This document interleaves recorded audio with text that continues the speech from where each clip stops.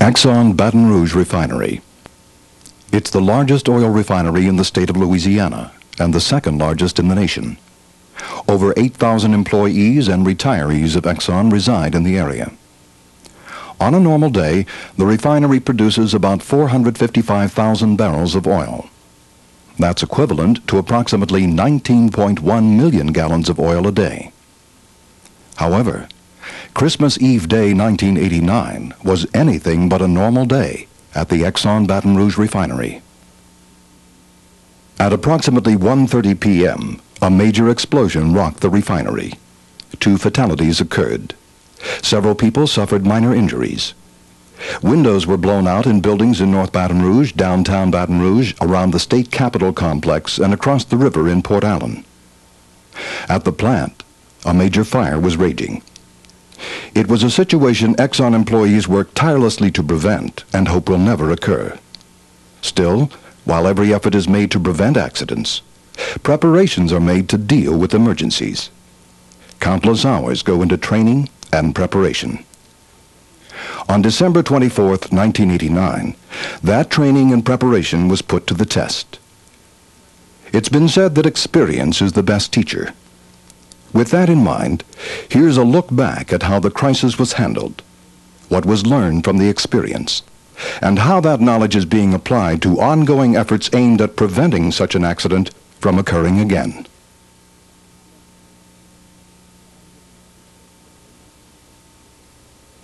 Sunday, December 24th meant Christmas Eve celebrations for most residents of the Baton Rouge area. However, for many, thoughts of the holiday had been put on hold.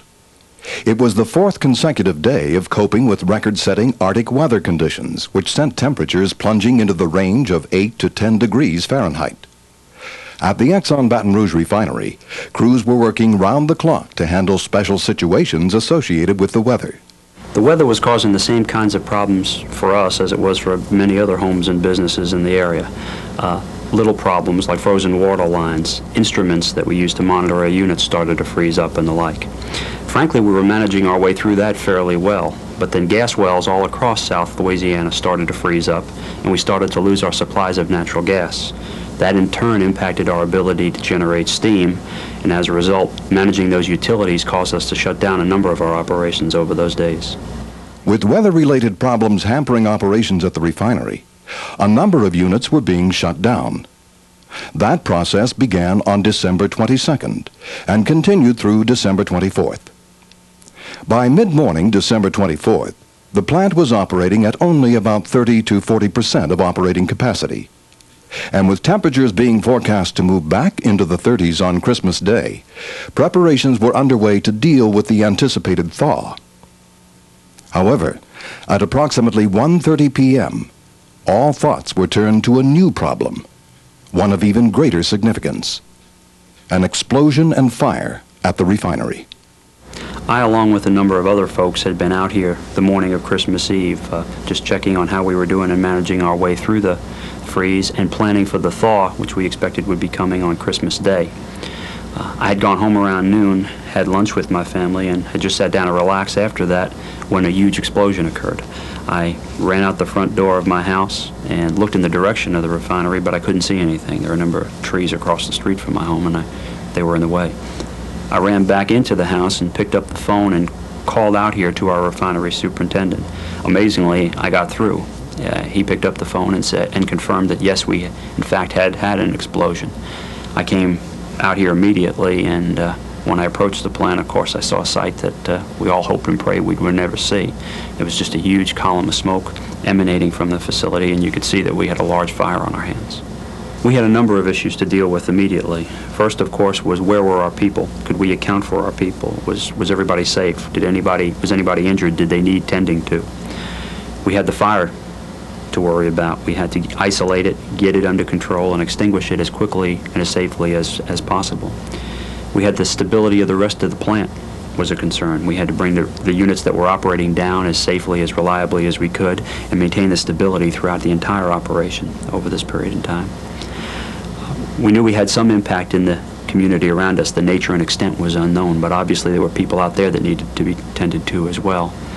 And as I came in, the media trucks were coming in, and we we used that opportunity to go ahead and communicate with our friends, our relatives, our neighbors in the community to tell them what was happening out here and to tell them how we were going to deal with those events. Obviously, we work very diligently to prevent these kinds of incidents from ever happening. But if they do happen, you have to be prepared to deal with them. And we spent a lot of time over the years training and preparing, not only to fight the crisis internally, but to deal with all the issues externally that take place. Obviously, thinking about that, planning for it, preparing for it, paid off in the events of Christmas Eve and the days that followed. An immediate survey of the refinery revealed that an employee of a contractor working in the refinery had perished in the explosion. At first, it appeared that was the only fatality. However, the next day, when an Exxon employee was confirmed missing, a further search was initiated. Forensics experts were brought in from LSU to assist in the effort. They discovered the body of the second victim.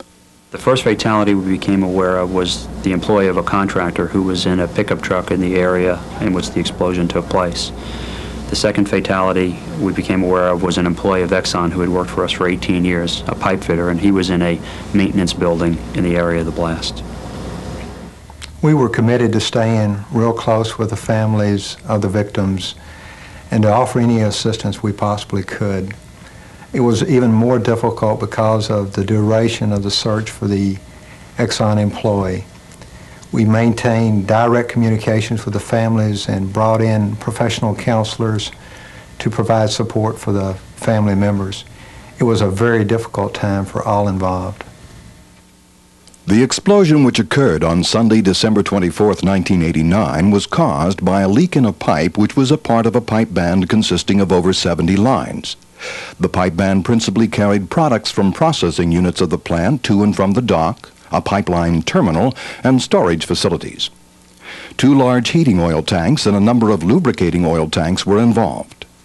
Another pipe band carrying steam and water lines was damaged. Also, a number of oil-water separators were burning. Our first priorities were to contain and keep the fire from spreading, and then to block off the sources of fuel to the burning pipe band. We next turned our attention to attacking the various tank, ground, and separator fires. During all this, our employees did a tremendous job, and we had excellent support from the community firefighters. We train year-round to prepare ourselves for such an emergency, and that training certainly paid big dividends on Christmas Eve. Because our employees demonstrated such professionalism, such skill, such leadership, and plain dogged determination, we had the fire under control late on Christmas Eve, and we extinguished the last flame before daybreak on Christmas Day. Bringing the massive fire under control took a highly organized cooperative effort. Firefighters from the Exxon Baton Rouge complex battled the blaze. In addition, assistance was provided by a large number of public safety organizations, which included the Baton Rouge Fire Department, Baton Rouge Police Department, Louisiana State Police, East Baton Rouge Parish Sheriff's Department, and volunteer fire departments from Central, Brownsfield, and St. George. Over 5 million gallons of oil were burning. That in itself presented a major challenge. There were other complications. Frozen water pipes on the west side of the plant and low water pressure on the east side of the plant left firefighters with a major shortage of water to combat the fire. There was also a need for additional equipment. Those problems were overcome with the assistance of the Greater Baton Rouge Mutual Aid Network. Foam needed to fight the fire was obtained from other industries, parish agencies, and through a network operated by Boots and Coots, a petroleum firefighting firm. Cooperation and teamwork were the 2 elements that were very critical and very important in handling this fire. Together, we were able to tie in using alternate water supplies to relay pump to our fire trucks and make a positive attack against the fire. The cooperation during the crisis was incredible, and because of that cooperation, what would normally have been a 4-day fire was extinguished in approximately 14 hours. And the speed in which this incident was put under control was a credit to everyone involved. In addition to extinguishing and controlling the fire, a major concern was to shut down plant operations in a safe, effective manner. Our major concern at the time of the explosion was for the safety of our employees and for the community. It was important for us to bring down the remainder of the plants to shut down the operating units in a safe and reliable way. With broken windows in some areas of Baton Rouge and debris scattered near the refinery, it was obvious there would be some impact to the community. Exxon's goal was to deal with the impact as quickly as possible. Well, we were aware that some of the piping systems in the refinery did contain asbestos insulation. We didn't think the asbestos presented any concern to the public from a health hazard standpoint, but asbestos can be a problem if there are fibers of asbestos in the air in high concentrations, and if people are exposed to those concentrations of fibers for a long period of time. So we were very anxious to get air samples to confirm whether or not there was a problem to be concerned about. In addition to that, of course, there was a large amount of smoke in the air, and we knew that the public would be concerned about whether or not that smoke contained toxic emissions from the fire. From what we knew, we certainly didn't think that was going to be the case, because what was burning, heating oil and lubricating oil, certainly shouldn't contain any toxic substances. But again, we were anxious to sample there to confirm whether or not there was a problem. Our Exxon industrial hygienists worked with officials from the Louisiana Department of Environmental Quality, and they did get air samples very rapidly that afternoon. And we were very pleased when the test results came back and showed there was no problem either from asbestos or from toxic chemicals in the air. Small pieces of insulation that could have possibly contained asbestos were blown into the community by the blast. An effort was made immediately to identify and inspect those areas and clean up the material. Most of the debris was in a community zone southeast of the refinery itself. We wanted to get out in the community and clean up that debris just as quickly as possible, and we did ask community residents not to pick up the debris on their own, but to call us. We then sent out crews both to sample the debris as well as clean it up. Now, top priority at that time was the school system. Of course, school was not in session between Christmas and New Year's, and we wanted to make sure that we had all of the impacted schools cleaned up before the students returned from their holiday break. We did work very closely with the school system officials, both to identify the schools that required cleanup, as well as, of course, gain access to the schools to do the needed work. Because of the sheer size of the debris cleanup effort, we needed a lot of help. There weren't enough trained asbestos workers in the area to put enough people in the field to clean this up as quickly as we wanted to. As a result, we had to go out and recruit and train a number of additional workers. Federal and state regulations require that anybody who handles asbestos have extensive amount of worker training and wear protective equipment. At any rate, we were able to have over 300 workers in the field by the end of the first week cleaning up the debris. And by the end of 6 days, we had all the debris cleaned up from schools. By the end of 7 days, it was all cleaned up in public areas. And at the end of the 9th day, we had cleaned all the debris up from residences, schools, and public areas. The primary concerns of the Department of Environmental Quality centered around the amount of toxics that may be present in the black plume that was emanating from the fire, as well as the asbestos, which was in the jacketing material, insulation material around the pipes that were involved in the fire. The toxics in the black plume we found were negative. We didn't find any. The asbestos, Exxon initiated an asbestos monitoring program within an hour after the incident and had monitors in place in the community. The bulk of the asbestos was found on site at the Exxon facility. Some of it was found in the community. Exxon did notify the area residents to stand clear of the material if they found it in their yard, and the best advice that we could give was to wet the material so that any of the airborne fibers that are of concern would stay down.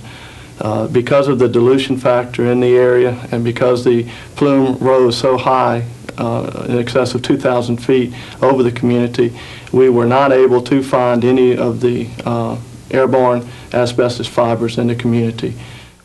There were other community issues to deal with as well. A number of residences and businesses had been damaged in the explosion. An immediate effort was initiated to provide assistance. When I heard the explosion was out here at Exxon, I called out, and I ended up coming out here. I really wasn't sure what I was ended up doing, but I ended up on a crew of folks who were going out in the community and boarding up windows and putting visqueen over windows that were broken. We really just wanted to let people know that we were out there helping, and if they had any problems because of blast, we were to help them out. We were going to take care of it. A claims office was quickly established, and a phone number was made available for the public to begin reporting damage from the explosion. Calls soon began coming in, and adjusters started working to handle claims and provide assistance to people who needed it. The claim workload was very heavy in the office, but after the first day, we did manage to have our office fully functional and fully staffed and working around the clock. We did go through some hectic times, but we managed to work through those things. Within 45 minutes of the explosion, I called both the governor and the mayor to bring them up to date on what was happening out here at our site. Both were very supportive and offered any kind of assistance that they or their agencies could provide. It was very gratifying to see the cooperation and teamwork and years of drilling and training together pay dividends to the entire community on Christmas Eve. I've offered Exxon, they're a first-class citizen of this state. I've offered them anything we have. The manager of Exxon and I spoke within 25 minutes of the explosion. We called each other. They're doing a good job, and we offer them any assistance. Questions about air quality, questions about fire, police protection, and external to the plant. They're comfortable now. They've got a chance to contain this thing, and we're just on standby. I've been involved for 9 years with this city parish government and 23 years with the school system. I've never seen an emergency response any better than what we had on December the 24th, 1989. It was excellent, and the reason that it was excellent because we planned. Some years ago, industry and the local government came together and started a planning process. You saw the results of that process on that day. Keeping the public informed was a major objective in handling the crisis. That goal was accomplished by providing prompt and frequent access to information concerning all aspects of the emergency response effort. We wanted to be as open and forthright in our media communications as we know how to be. We knew that our community was depending on us to understand what was going on and how they should deal with it. We knew that we had families out there of the employees that were working out here that wanted to know what was happening and how we were dealing with it. As we had other employees that were off duty, retirees, and others in the community, we tried to be as open and honest and straightforward as we know how to be. Our objective was to keep the community informed about the events taking place inside the plant. The best way we need to do that was to communicate through the media. In order to do that effectively, it meant meeting their needs, making information available to them, making people available for interviews. By the end of Christmas Eve, we had conducted 4 interviews or 4 press briefings. The following day, we had established twice a day routine press briefings. We also conducted numerous interviews throughout the entire period.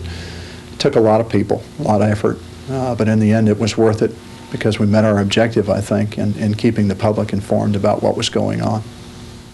In the days following the explosion at the Baton Rouge Exon Refinery, plans were developed for resuming production. However, as those discussions were underway, one overriding factor received top priority.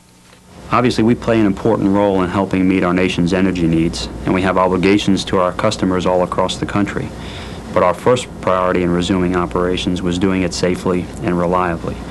For that reason, we proceeded very thoughtfully, very deliberately, making sure we could ensure the safety of not only our employees, but our community as well. Even as Exxon Refinery employees worked to handle the aftermath of the explosion, attention was being focused on determining the cause of the accident. On Christmas Eve, Exxon professionals immediately began exploring every aspect of the accident to determine exactly what happened in order to learn from it and take steps to prevent it from occurring in the future. Several government agencies also launched independent investigations. The Occupational Safety and Health Administration initiated an investigation into the cause of the accident. The Environmental Protection Agency initiated a chemical safety audit to evaluate steps taken to prevent releases of hazardous materials. The Louisiana Department of Environmental Quality followed up with a review of the air monitoring and asbestos cleanup procedures, as well as compliance with state environmental regulations. And the Louisiana and East Baton Rouge Parish Emergency Response Commissions conducted evaluations of the response to the accident. Exxon cooperated fully with each agency. We went out of our way during a very busy period to make people available to all the various agencies and to cooperate fully with every investigation of this incident. We did this because we wanted to know what caused this incident. We wanted to examine our response to the incident, what we did right, what we did wrong, not only from our perspective, but from the perspective of others. It's been said that people who don't learn from history are doomed to repeat it. Our objective was very much the same as that of the agencies, and that is, we wanted to learn everything we could about this incident. By doing so, we hope that we can prevent one like it from ever happening again. I've been working in the refinery for over 15 years, and I've always been impressed with the attitude that Exxon has taken towards safety in the refinery. Sure, I was scared during the explosion, but everybody else was too. What I've witnessed since the explosion has just gone to confirm what I always believed, that Exxon puts safety number one. I plan to be here till I retire, and I know I'll work safely and be in a safe environment in the refinery until I retire. We work very diligently to prevent accidents like this from ever happening in the first place. But when they do happen, you have to learn from the experience. Not only how to prevent the incident itself from taking place, but how we deal with the consequences of the incident. Obviously, we want to learn all we can and share those learnings with others in our company and others in our industry so we can all be better prepared. God forbid these kinds of incidents should take place. But I think when I sit back, there are two fundamental concepts that come through. This is a vivid reminder to us that we deal with flammable, volatile liquids, and that's an inherently risky business. Yet, in doing so, we provide very valued services to our society. We provide the fuel for our automobiles, the fuel for planes that we use to travel our nation and the world, and the fuel to heat our homes, all very needed commodities in today's society. So consequently, we need to work hard to ensure that we manage those risks safely for the good of us all. People that have worked at the Baton Rouge Refinery over the years have built a tradition of safety excellence. This is recognized as one of the safest refineries in the world. The people that work here today are dedicated and committed to ensure that this continues to be one of the safest refineries in the world well into the next century.